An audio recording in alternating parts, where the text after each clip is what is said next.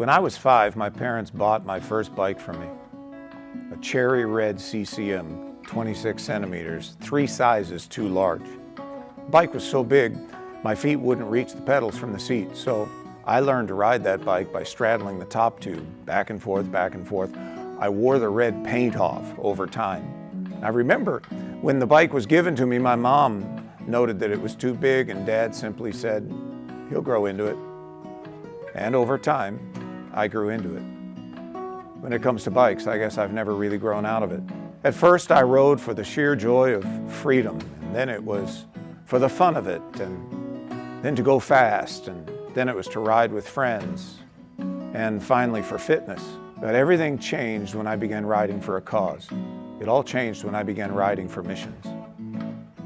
I was in Zambia with our missionary partner, Jacques van Bommel. We were using a helicopter to scout land as we were looking for locations for a base on the Zambezi to start Sunday school ministries there for children. From the air, it was raw and wild and beautiful and exciting. But from the ground, it broke my heart because the magnitude of the need was stunning.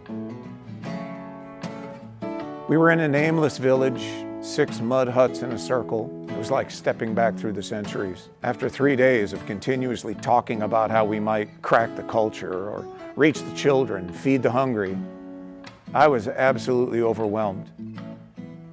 I turned to my host and said, "Jacques, what am I doing here?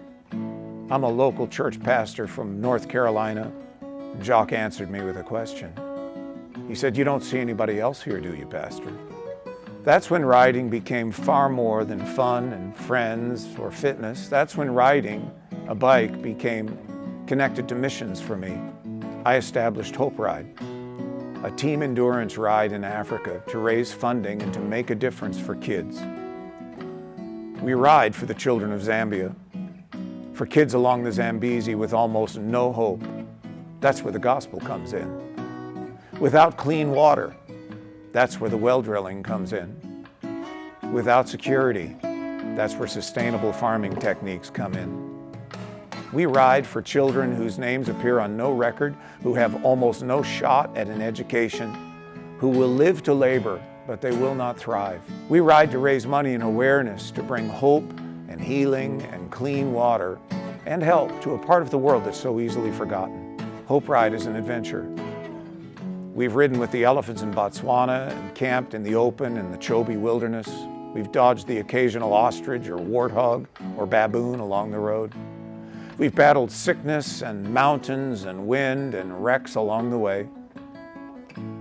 It's hard. It's thousands of miles of training. It's time and it's pain. And it's worth it. It's worth it for the friendships, the partnerships, the sponsorships that find a powerful synergy in sacrifice. It's worth it purely from a humanitarian point of view. It's worth it when after 4 years we've drilled more than 40 wells and currently serve around 2,000 children in Sunday schools up and down the Zambezi. It's worth it when you see lives changed by the gospel and love doing what only love can do. It's worth it when you look into the eyes of a child who can live, love, and hope for more than a laborer's existence in a world without dreams. I know what we're doing is only a drop in the bucket, but every flood begins with a single drop of water, and that's my hope. That's my earnest expectation. The scripture says, "I will pour water on him who is thirsty. I will pour floods upon the dry ground." Help me make a difference. We can, we should, we must change the world.